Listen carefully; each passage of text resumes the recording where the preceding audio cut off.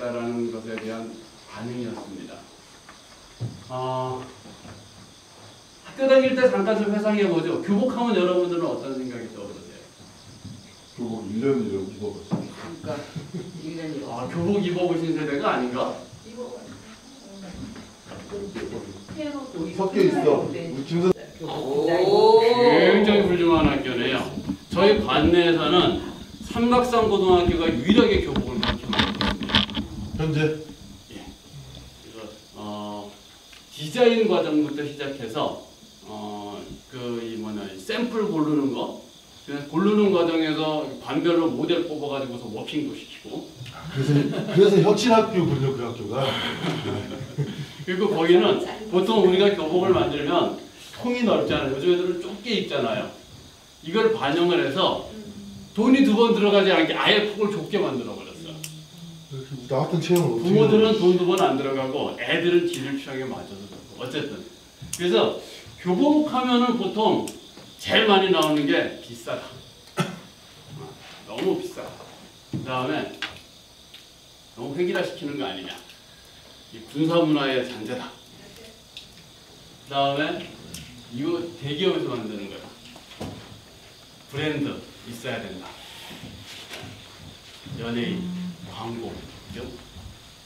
그 다음에 디자인. 그러니까 이게 원체 규격화되어져 있기 때문에 예쁘고 멋있어요. 이게 학생들의 요구인데 이게 충분히 충족되지는 않더라고요. 색깔이나 이런 면에서. 그 다음에 빈부격차 얘기도 교복 때문에 많이 나옵니다. 경제적 부담을 완화시킨다는 얘기, 이게 교복을 만든 제일 큰 이유이기도 하죠. 정말 그런지에 대해서는 저는 물음표가 좀 있습니다.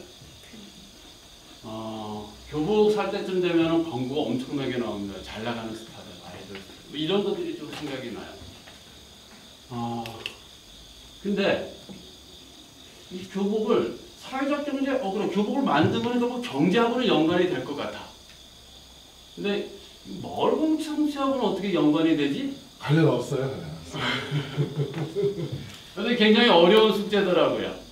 그래서 근데 요것을 가만히 봤더니 공통적으로 꼽히는 부분들이 있습니다. 이거 공동구매하더란 말입니다. 지역에서. 네. 그 다음에 이게 만들려면은 봉제나 의류가 만드는 게 필요해요. 어쨌든. 그 다음에 누가 사요? 학생. 누가 사줘요? 학부모가 사주죠. 어디서 이루어져요? 우리 동네에서 이루어지는 일이더라고요. 자, 그래서 교복하고 사회적 경제와 마을 공동체가 이게 잘 엮일 수 있겠네? 이런 생각을 하게 됐습니다.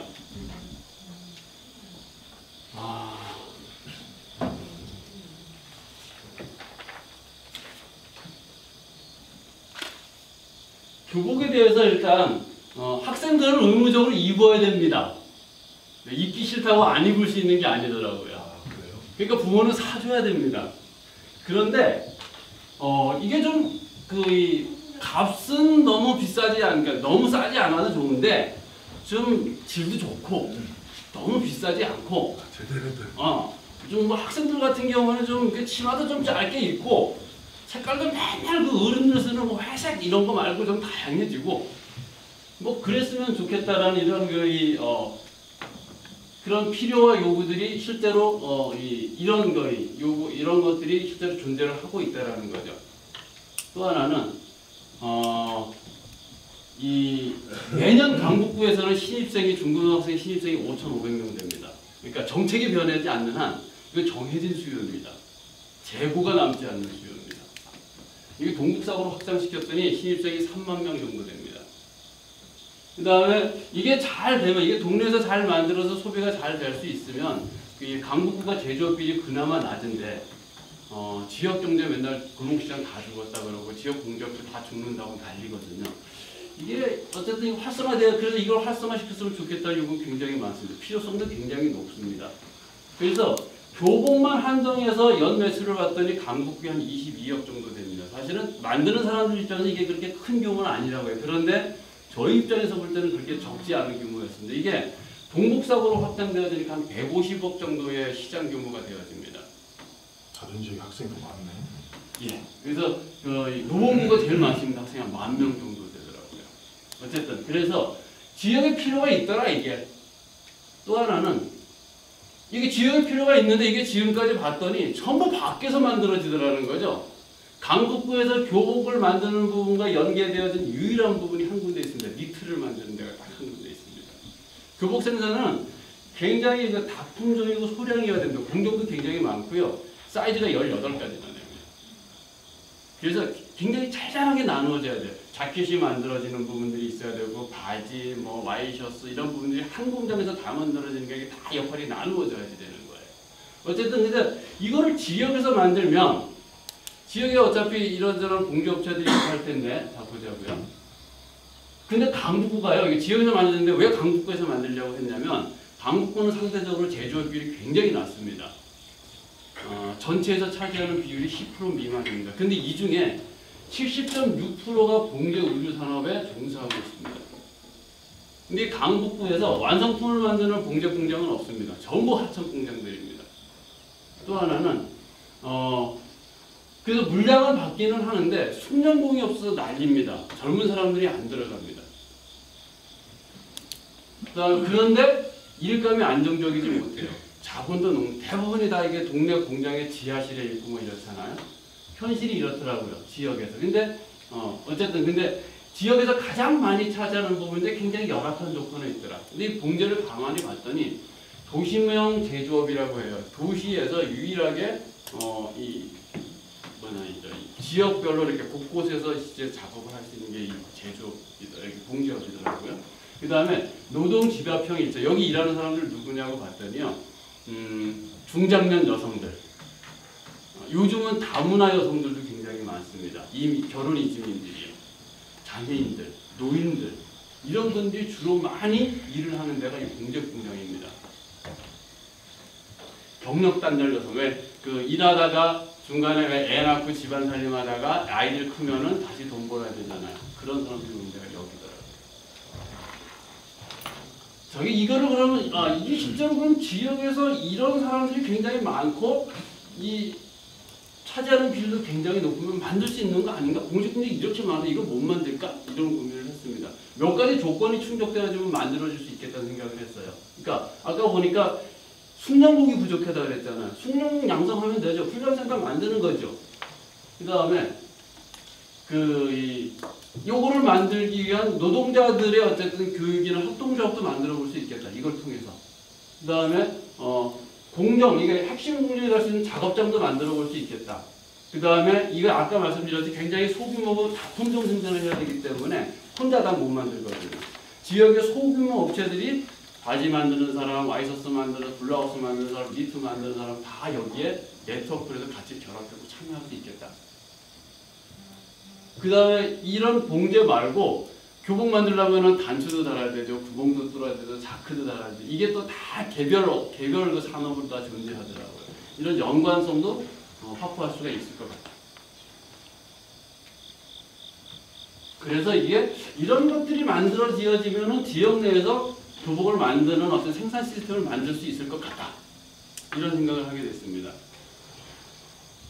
이걸 어떻게 만들어? 근데 좀 만들 사람도 있었고 사야 될 사람도 있어야 되고 여러 것이 있어야 되는데 이게 추진단을 만들자. 추진단에는 그러면은 노동자도 들어오고 공적공장 사장도 들어오고 우리 학생이나 학부모 공동구매위원회도 들어오고 학교 당국 전문가 지역사회도 들어오고 저희 같은 중간 지원 조직이나 또 마을 조직이나 혹은 행정이나 이런 데가 같이 좀 머리를 맞대고 추진단이나 이런 형태를 만들어서 고민하면 뭔가 갈 수 있지 않을까. 이게 저희의 문제의식이었습니다.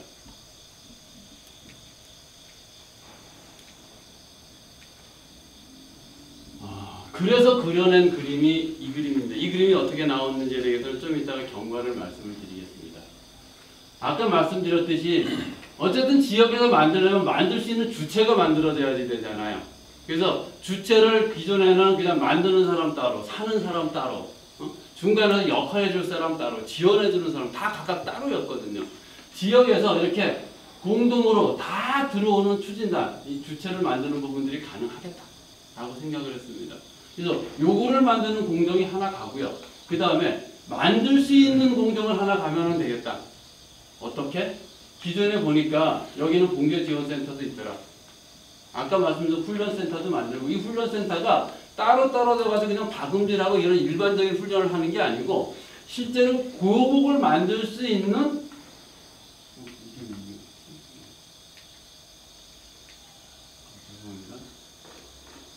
실제로 교복을 만들 수 있는 그 공장에서 바로 훈련도 되어질 수 있는 이런 시스템으로 가면 이게 가능하겠다. 그래서 이런 지역 내 생산 공정, 완성 공정을 만드는 이런 그림을 실제로 만들어 볼 수 있겠다라고 저희가 결론을 냈습니다. 자, 이 그림을 만들기까지요 한 3차례에 걸쳐서 만드는 사람들, 소비하는 사람들, 뭐 간담회, 워크샵 이런 것들에서 내용들을 만들었고요. 이게 쭉 그런 과정들입니다. 언제부터 시작했냐면은요 3월부터 시작.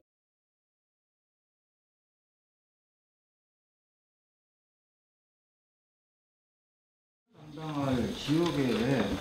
업체들하고는 좀 구체적으로 그냥 지금 현재 말씀하신 것 정도의 대화가 된 건지 아니면 좀 더 진전된 어떤 부분에 있어 생산을 만약 하게 된다 그러면 네. 그 부분에 대해서 좀 더 진전된 나아간 얘기가 있는지가 좀 궁금해요. 고민 중에 하나는 이런 거였습니다. 그 공정이 굉장히 다양한 공정이 있는데 누가 중심을 잡고하게 할 것인가에 대한 고민이 있었습니다. 그래서 처음에는 과도적인 방법으로 처음부터 우리가 준비가 안 되니까 교복 생산하는 업체를 유치하고 일정 정도 과정에서는 이거를 만드는 과정을 통해서 우리가 배워가고 조건을 만들어가는 게 어떨까 이런 고민도 했었고요. 지역에 있는 작은 봉제 업체들을 이런 그 공감대를 형성해서 이 사람들을 모아서 협동조합 형태는 어쨌든 네트워크 형식으로 만들어 가는 방법은 어떨까 이런 고민도 했었습니다. 근데 저희 결론은 원체 이해가 다양하고 그 다음에 종류도 다양하기 때문에 업체들 간의 협동조합을 통해서 핵심 공정을 만들어가는 부분들이 실제 가능하지 않겠다라는 판단을 했습니다. 그래서 핵심 공정은 아까 말씀드렸듯이 이것에 동의하는 교복 생산업체 중에 지역에서 공동 구매를 하고 생산은 여기가 아닌 다른 데서 하고 싶으시는 분들이 있습니다. 근데 지역에서 실제로 지역에 한 5군데 정도가 지역에서 공동 구매가 실질적으로 진행이 되고 있는데 물론 더 많은 학교가 있을 수 저희가 확인한 거에 의하면 이런 공동 구매에 참여하고 있는 생산자들 그 다음에 이런 그 교복 생산을 협동조합이라는 형태로 진행하고자 하는 부분에 동의하는 소규모 업체의 어쨌든 그 노동자들을 중심으로 노동자 협동조합을 만드는 게 좋겠다. 이게 중심을 잡고 가게 하고 지역에 있는 소규모 봉제 업체들은 이것을 함께 갈 수 있는 협력관계로 구축을 하고 가자. 그러니까 이건 좀 하천구조하고는 다른 부분이에요. 왜냐하면 하천구조는 급여를 최소화시키는 거잖아요. 이렇게 되게 될 경우에는 원가가 굉장히 절감이 되어지게 됩니다. 그래서 그런 부분들이 실제로 지금 노동자들의 급여 수준이 굉장히 낮고요. 봉제 공장의 기술자들 급여 수준이 한 150만 원 정도 됩니다. 굉장히 낮은 수준이거든요. 이거를 한 200만 원 정도 이상선으로 그다음에 봉제 노동자는 계절 노동을 합니다. 그러니까 강북구의 봉제 공장이 한 850개 정도 되는데 등록된 건 10%가 채 안 돼요. 한 8% 정도밖에 되지가 않습니다. 왜냐하면 노동자들을 지속적으로 고용할 수가 없거든요. 일이 어떨 때는 많이 있다, 어떨 때는 일이 없어요. 그래서 그 계약 형식으로 그 시기만 고용을 해버리죠. 굉장히 불안정한 고용 상태거든요. 급여도 들쭉날쭉하고요. 근데 이게 이제 말씀드리는 건 이게 한 10년 전에 네. 굉장히 공동구매가 학교 네. 교복 공동구매가 굉장히 이슈화되고 실제 개별 학교에서 이게 진행이 됐던 적이 있어요. 예. 선생님 저 소개를 잠깐 해주셔야 혹시 이해가 저기 교육생각의 권용사는 예.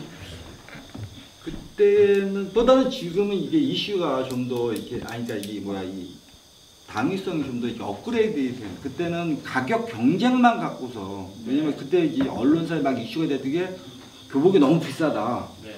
실제 생산 단가가 어느 정도냐고 해서 그 가격만이 이제 이슈가 됐었던 어떤 그래서 저희도 그때 교복 공동구매를 할 때에 가격만을 갖고서 네. 그 실질적으로 했을 때 그때는 제품의 품질에 대한 어떤 그런 것들은 좀 없었고 근데 이게 디테일한 것들을 보면 학생들이 보편적으로 교복을 구매할 때 제품의 품질이라든지 이런 것들을 아이들이 평가를 할 수 있는 어떤 그런 것들이 아니기 때문에 거의 가장 큰 게 어느 연예인이 광고를 하느냐가 가장 굉장히 크게 결정을 해요. 네. 그러니까 자기가 좋아하는 연예인이 교복 광고를 하면 그냥 뭐 품질 이슈에 따라서 그냥 그거를 하고, 근데 공동구매를 했을 때 장점들도 있는 것 같아요. 충분히. 그러니까 브랜드하고의 어떤 그런 부분에 장점이 있는 것들이 그 당시에 보게 되면 시흥 같은 데 있어서는 그 학교 단추를 만드는데 단추에다가 학교 로고를 집어넣어주는 그런 것까지도 해줄 수 있는 것들이 이제 공동구매더라고요. 그러니까 대기업 브랜드에서는 이제 그게 안 되는데, 어떤 그런 장점 부분들이 있을 수도 있는데, 최근에 교복 공동구매를 한 학교에서 보게 되면 품질에 대한 이 불만들이 생기는 거예요. 그러니까 아까 말씀하신 거죠. 지금에서는 아마 그런 지역에서 저기 했을 때는 숙련 기능공들이 없는 어떤 그런 부분들이 있을 수도 있다고 생각을 하는데, 근데 이게 쉽지는 않은, 이게 학교라고 하는 게 공동구매를 강제할 수 있는 건 아니거든요. 실제적으로 공동구매를 하게 되면 학교에 가게 되면 그냥 판매하는 상품의 하나로 이제 올라가는 거예요. 그러니까 공동구매를 하는 애들은 거기서 이제 학교에서 저걸 하는데, 그 당시 현실적으로 가장 문제가 됐던 게 뭐냐면 AS예요.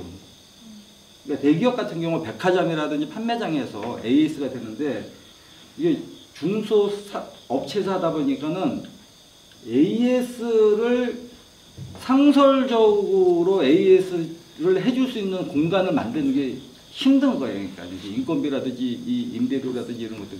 그래서 또 여러 가지 문제가 있을 수는 있는데, 뭐 제가 볼 때 이게 가능성은 분명히 있다. 근데 이게 강제할 수 없다. 학교에서는 학교에 들어가게 되면 교장이 가장 큰 것을 갖고 있는데, 교장의 영향력을 벗어나서 할 수 있는 것들이 어떤 것들이냐면은, 그 당시에 저기 있을 때 보면 6학년 졸업생 명부하고 중3의 졸업생 명부 있죠. 주소 있는.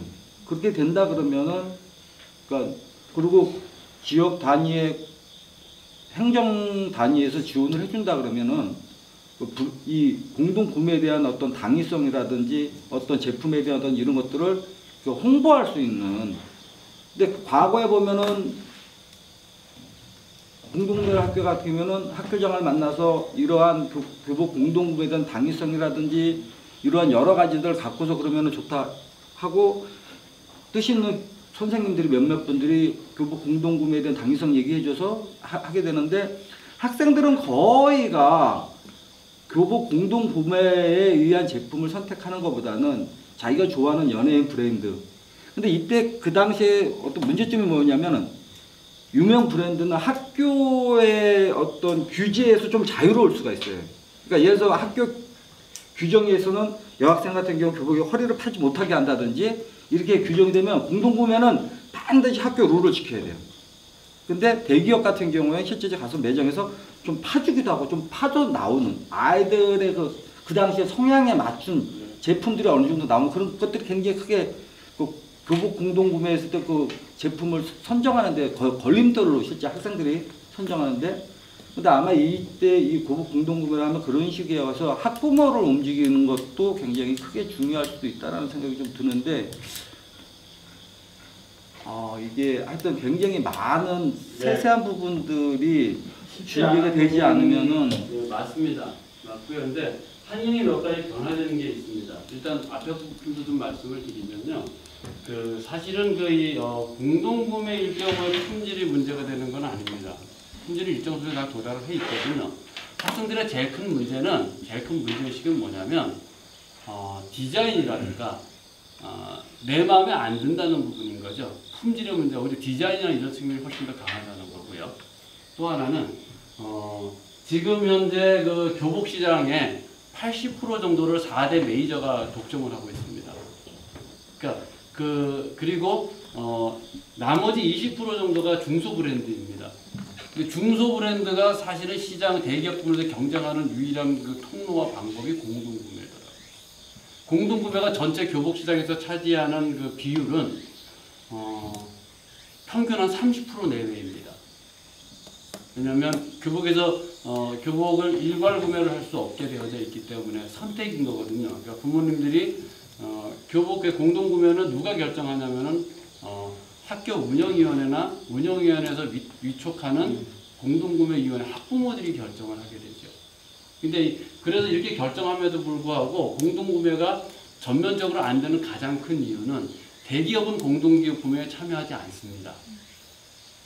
왜냐하면 자기들이 가지고 있는 이 가격 수준이 굉장히 떨어질 수가 있거든요. 그래서 이 부분을 어떻게 돌파를 하냐면 보통 공동구매를 결정을 하면 통신문이 나가잖아요. 그 통신문이 언제 나가냐면 학생들이 학교 예비 소집하기 전에 나갑니다. 대기업은요, 그 전에 아이들이 학교 배정이 다 끝나면 아까 말씀하셨던 DB를 다 확보를 합니다. 어떻게 확보하는지는 모르겠습니다. 별도 마케팅이 사전에 다 들어가 버립니다. 그리고 거기다 하나 더 들어가죠. 대기업 가지고 있는 게 많거든요. 가격은 유지하고 끼워 팔기를 해버리죠. 물론 그런 데는 저런 광고나 이런 부분들도 여러 가지 영향을 미치는 게 있습니다만은. 그래서 공동구매 자체를 안 되게끔 이걸 흔들어 버리는 게 사실은 대기업이에요. 법정 구조를 계속 가져가야 돼요.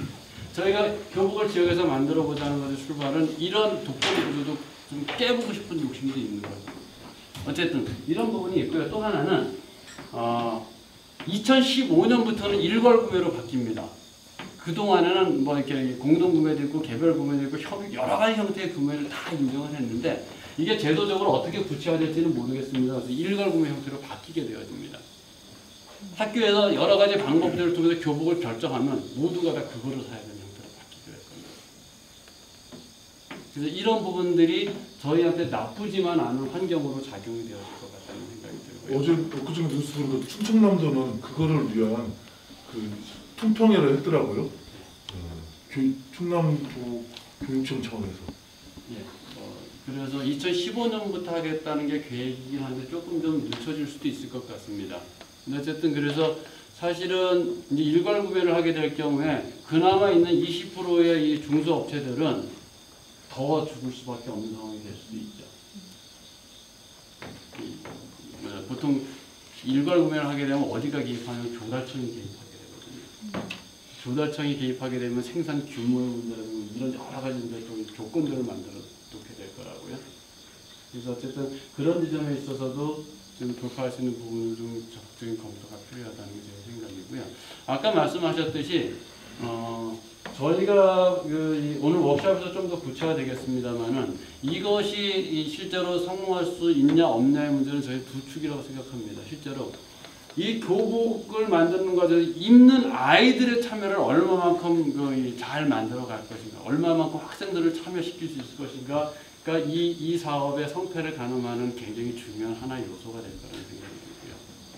근데 디자인 같은 경우는 삼각선이나 신선학교 같은 경우에는 아까 말씀하신 것처럼 순복 학교 같은 경우도 마찬가지로 신설학교 같은 경우는 교복을 처음 만드는 거니까 디자인을 선택할 때 학생들의 참여라든지 뭐 이런 여러 가지들이 할 수가 있고, 그러니까 기존 학교들은 이미 뭐 교복 자체가 디자인이 이미 결정되어 있는 거기 때문에 실제적으로 이제 그런 디자인 부분에 대해서도 구조가 만들어지고 실제로 이제 구체화되어진다면 오히려 디자인을 좀 더 다양화하고, 예를 들어서 이런 거죠. 영국이나 일본 같은 경우에는요, 교복 뭐 바지면 바지, 윗도리면 윗도리가 쫙 규격화된 샘플링이 되어져 있습니다. 굉장히 다양한 형태로. 학교에서는 그러면 매년 가서 골라요. 올해는 위에 건 이걸로, 밑에 건 이걸로, 자켓은 저걸로. 이건 좀 더 연구해봐야 될 것 같기는 한데요. 이런 형태로 갈 수도 있고요. 아니면은 저희가 일단 다양한 샘플링을 해가지고서, 이건 물론 학생들의 참여를 통해서 해야지 되겠습니다만은, 이런 과정들을 통해서 기존의 학생들이 굉장히 좀 이렇게 만족스럽지 못하고 불편해하고 이런 학교의 기존 교복 디자인들을 바꾸는 것들도 저희가 해볼 수 있다고 생각합니다. 예를 들면 겨울에 입는 자켓 있잖아요. 이거 위에 다 겉옷을 입거든요. 결국 보면은 돈이 이중으로 들어가는 거라고요. 이거를 하나로 합치는 디자인을 고민해 볼 수도 있지 않겠습니까? 그런 것들을 새로운 걸로 어쨌든 요구를 수렴해서 디자인하고 만들어내고 그게 실제로 채택되어지게 하고 이런 과정들이 가지게 된다면 어쨌든 기존 교복을 넘어서는 새로운 디자인 이런 것들이 선택되어지고 채택되어지는 과정으로 갈 수 있지 않을까 이런 생각을 좀 합니다. 너무 좋은 얘기고 그렇게 되면 너무 좋겠는데요. 그래서 그렇게만 상황이 되면은 저 아이들하고 오히려 그 다음 단계에서는 아이들하고 교복 페스티벌을 한다던가 인근에 있는 세부로 패션 디자인 학교가 있으니까 오히려 그 지역 안에서의 그런 학생을 양성하고 장학생으로 키워가는 어떤 그런 과정에서도 이런 것들을 살릴 수도 있겠고, 그럼 지역 교육청에서도 좀 나설 수도 있겠고, 막 이런 것도 되게 흥미롭게 많이 생각하다가도 한편으로 생각하면은 말씀하신 부분에 있어서 아이들이 교복을 입는 거는 분명히 이제 그렇게 메이저 거를 입는 거는 지네들이 그걸로 내가 그 정도 급으로 돼버리는, 한동안 나이키 다 줄 하나씩 끼고 다녔다면 그 다음에는 뭐죠? 노스페이스? 그것도 뭐 번호가 뭐 몇천 뭐 이게 또 그것 따라서 해마다 바뀌고, 또 제가 만나본 애들도 교복을 같은 학교인데 어떻게 하다가 이제 무슨 얘기를 하게 되는데 공동구매한 친구가 있어요. 근데 이걸 약간 창피해하고 다른 애들이 쟤는 공부해요. 이래버리는 거예요. 그러니 오히려 저야 이제 뭐 야 어쩐지 그렇게 모르지 좀 더 좋아 보인다. 뭐 이렇게 바꾸긴 했지만 애들 사이에서는 그걸 무시를 못해서 저게 이제 참여도 부분에서도 뭐 이렇게 겉옷, 특히 겉옷 같은 걸 다른 교복으로 덮이게 한다라면 애들이 엄청 반대할 거고, 이런 사회적 분위기가 오히려 더 문제인 것 같아요. 예, 저는 오히려 그래도 이런 과정을 그런 문화를 바꾸는 것도 굉장히 중요한 거라고 생각을 하거든요. 그래서 아까 제가 여기 좀 뒷부분에서 남겼던 글 중에 그런 게 있잖아요. 어쨌든 이 교복이 굉장히 그러니까 이 가치가 있는 거야, 의미가 있는 거야.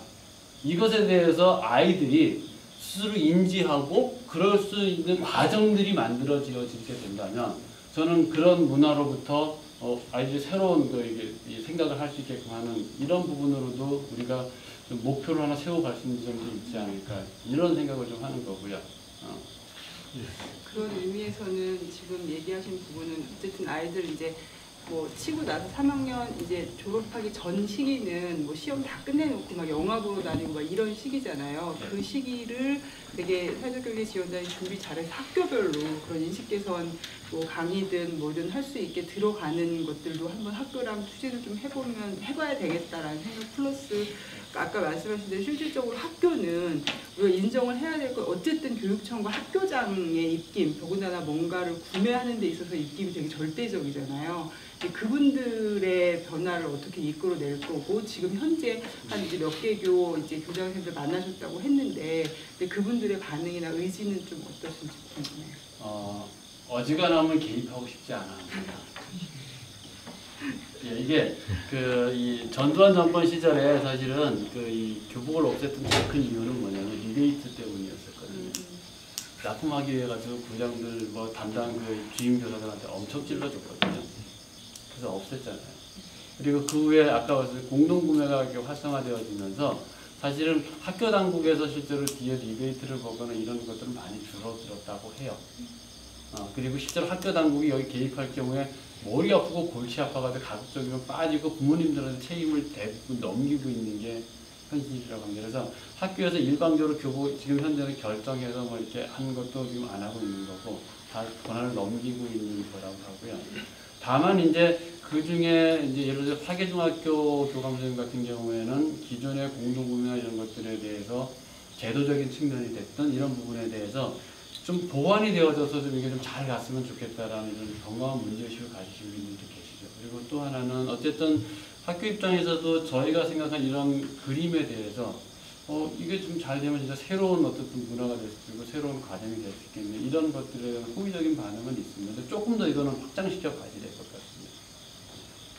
주로 이제 뭐 이렇게 학생들이나 뭐 학부모나 어떻게 보면 이제 공동 구매를 할 소비 측면에서 이제 얘기들이 되고 있는데, 아까 아이디어에 뭐 그런 생각이 드니까 연예인이 정말 영향을 많이 받잖아요, 아이들이. 그래서 그런 부분은 뭐 사실 뭐 우리 강북구 차원에서 해결할 문제는 아니니까 이런 부분에 대해서 이슈를 갖고 있고, 뭐 서울시도 갖고 있고, 뭐 서울시 홍보대사들도 있고, 뭐 연예인들도 그런 부분을 또 뭐 다른 아이디어를 그런 고민을 또 해볼 수도 있는 다른 쪽도 생각을 해볼 수 있을 것 같고요. 그건 그냥 아이들 팀은 저희는 이제 그거를 돌파하기 위한 방법이 삼각산 고등학교에서 했던 방법이라 그걸 어떻게 확장시킬 것인가라고 생각을 해요. 예를 들면 이런 거죠. 교복의 이름도 공모하고요. 디자인도 공모하고요. 그 다음에 이 만들어진 샘플에 대해 가지고서 아이들 그 뭐냐 학교별로 반별로 해가지고 모델 선발도 하고요. 학교별로 워킹도 하고요. 아까 말했던 페스티벌도 하고요. 이런 과정들을 통해 가지고 이걸 어쨌든 교복을 만드는 과정 자체를 축제로 가져가는 이런 것들이 이게 좀 그래서 단기적으로 이거 끝을 볼 수 있는 사업이 아니라고 생각을 합니다. 멀리 보고 가야 되는 거고 그래서 저희 생각에도 내년도에 저희가 교복 이거 만들 수 없습니다. 그러니까 2015학년도 교복을 샘플링 정도 하면은 하고 2016년도 전면화된다라면은 그 정도가 그게 가장 빠른 일정 정도가 되지 않을까 생각이 됩니다. 좀 멀리 보고 긴 호흡으로 갈 필요는 있겠다고 생각합니다. 어쨌든 질문드리다가 이제 어쨌든 이제 소비 측면에 이런 생산 측면에서 궁금한 건 아까 이제 노동자 협동조합이라는 핵심 운동을 만들어간다라고 하셨는데 그 노동자 협동조합은 약간 어떤 숙련공들을 중심으로 한 그런 걸 말하는 거고 그런 것들이 지금 조금 형성이 돼 있는지 그리고 이제 교복 업체가 안 그래도 이제 아는 분이 또 이제 근무하시는데 열악하더라고요. 그러니까 임금이 계속 이제 체불될 정도로 지금 지역에 이제 그런 교복 업체들이 그렇게 열악하고 아까 말씀하셨듯이 어떤 교육 수요, 그러니까 교복 수요가 있는 시기에 잠깐 일을 바짝 했다가 또 이제 그만뒀다가 뭐 이렇게 되고 뭐 이런 상황이라서 그래서 어떤 그 노동자들이 핵심 노동을 또 만든 협동조합 부분하고 어떤 생산업체 또 업체 대표들이 있을 때 이런 갈등 관계라든지 이런 부분들이 많이 이제 걱정이 또 되기도 하는데 그 지금 일단 궁금한 건 어떤 노동자 협동조합을 꾸릴 어떤 그런 주체들이 좀 이렇게 있는지 현재 아니면 이제 이런 거 만들어 가야 하는 과정. 그 협동조합이 만들어지는 거는 그게 이제 그 두 축이라고 생각을 하는데요. 그러니까 이제 아까 이제 기술 교육 얘기했잖아요. 이것하고 연계돼야 되는데 전체를 총괄할 수 있는 그러니까 사람과 그 다음에 저희들은 이제 기술장인이라고 표현을 하는데요.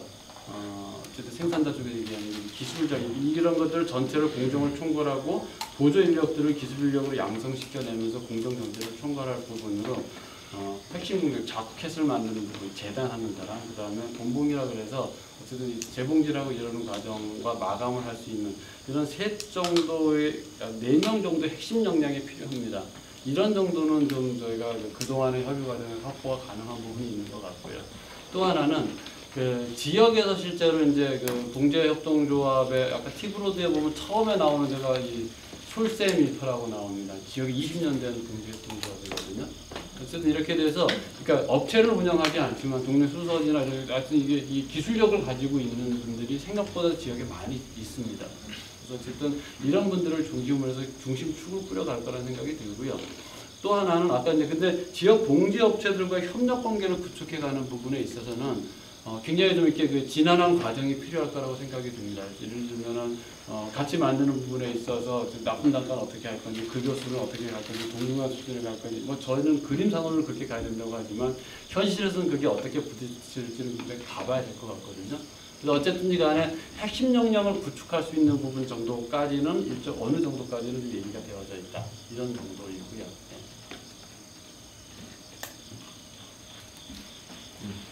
저는 춤추면 준비하는 것도 중요하지만 일이 닥치지 않으면 미리 걱정하는 것도 병이니까 하여튼 그 새로운 시도고 하지만 매우 의미 있는 발걸음을 떼었기 때문에 이게 단순히 어떤 지원단만 어떤 추진단만 일이라고 생각하지 않으시고 여기도 다 어떻게든 관련이 됐잖아요. 내가 입든 내 자식이 입든 누가 입든 간에 그렇게 한번 관심을 가지고 함께 좋은 그런 발걸음들을 사례를 한번 만들어 보도록 합시다. 발표해 주신 김건식 팀장님께 감사하고 부탁드립니다. 추진단으로 오십시오. 네, 지금 시간이 10시 37분이니까요. 운영위원으로 들어가야 쉬었다가